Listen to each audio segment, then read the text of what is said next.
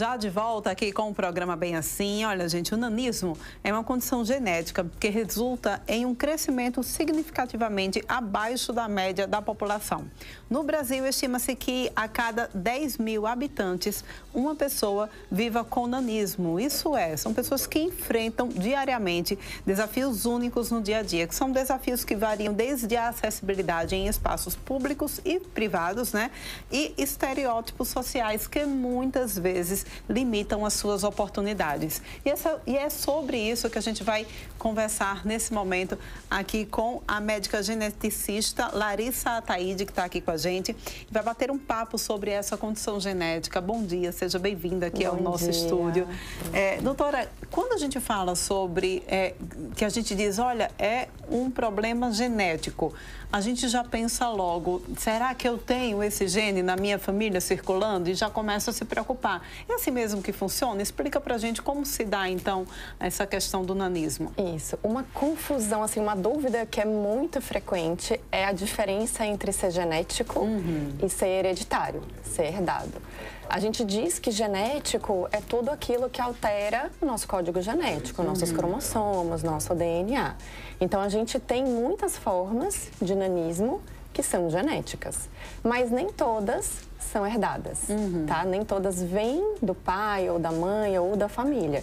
Existem algumas formas, em algumas situações, que a gente fala que aquela mutação, né, a variação genética aconteceu como um evento mutacional de novo, ou seja, é novo naquele indivíduo. Aquele indivíduo é o primeiro indivíduo da família a apresentar aquela mutação.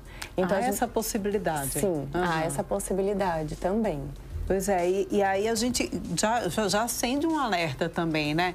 É uma situação que é prevenível? A gente consegue prevenir de alguma forma?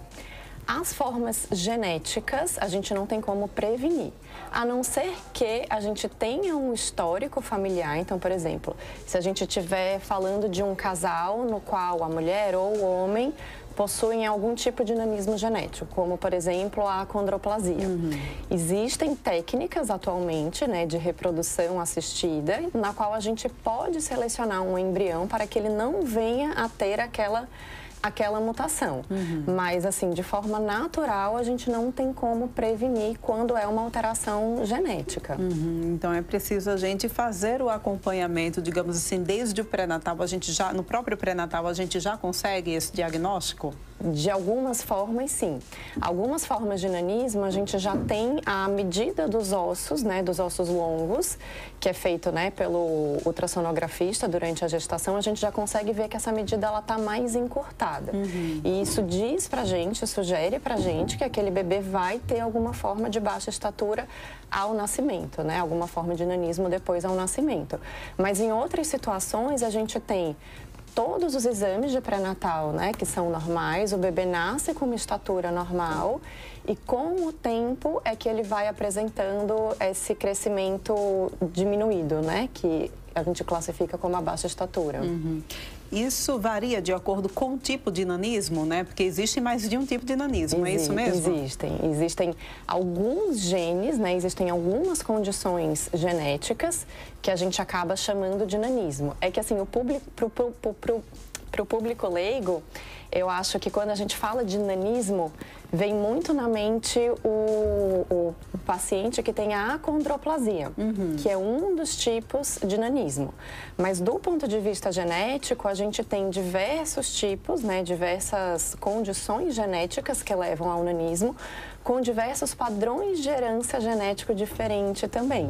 Por isso que é super importante a gente conseguir diferenciar, né, dar o correto diagnóstico para aquele indivíduo, para aquela família, para a gente poder até entender mais sobre risco de recorrência, sobre as complicações, sobre as comorbidades que aqueles indivíduos podem apresentar. Pois é, e é importante, gente, a gente mencionar isso, porque quando a gente fala sobre essas síndromes de baixa estatura, né, a gente não fala apenas do crescimento da pessoa.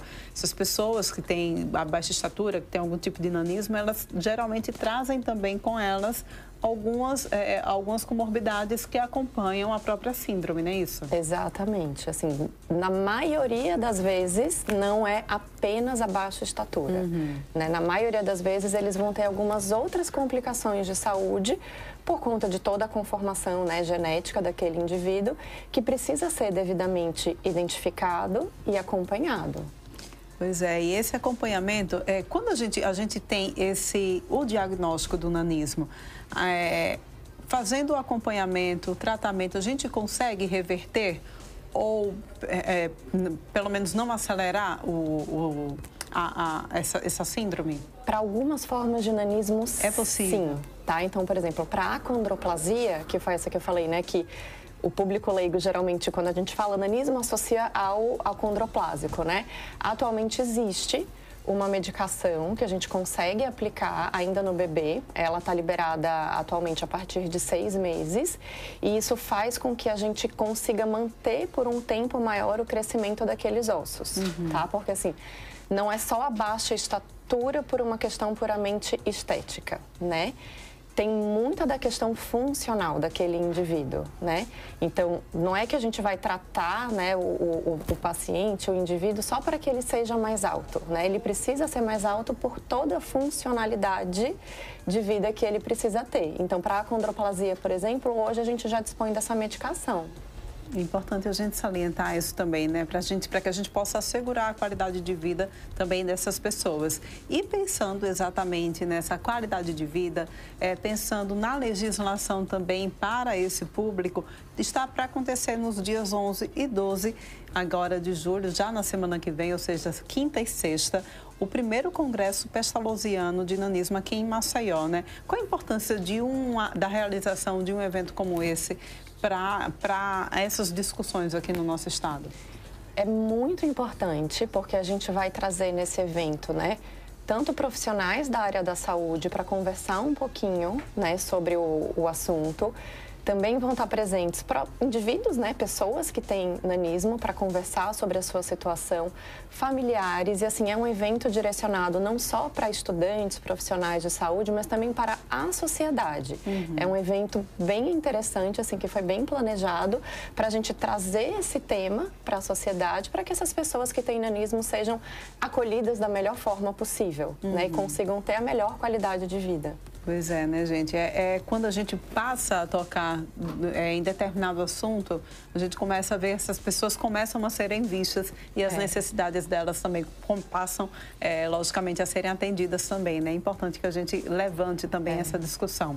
Qualquer pessoa pode participar desse congresso, Qualquer Larissa? pessoa pode participar, é um evento aberto. Dá tempo ainda de se inscrever?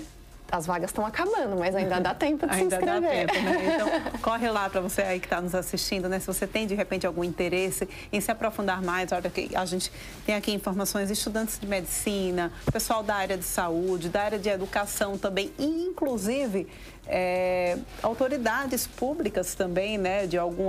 Por exemplo, autoridades da saúde pública, da educação pública também, que precisam entender um pouco mais essa especificidade, as necessidades de pessoas com nanismo para acolher a população da melhor forma, né? Exatamente, todos merecem, né? Pois é, muito obrigada pela tua participação aqui ao nosso programa. A gente volta a se encontrar em outra oportunidade, com certeza. E a gente vai agora para um rápido intervalo, mas volta daqui a pouquinho, porque daqui a pouquinho a gente vai trazer para vocês, gente, também uma história muito bonita, muito bacana. A gente já aproveita que está falando aqui, né, sobre essa questão da pessoa com deficiência. E no próximo bloco, o Flávio Cansação selecionou uma história linda de uma bailarina que está representando o nosso estado aí mundo afora. A gente conhece daqui a pouquinho a história dela.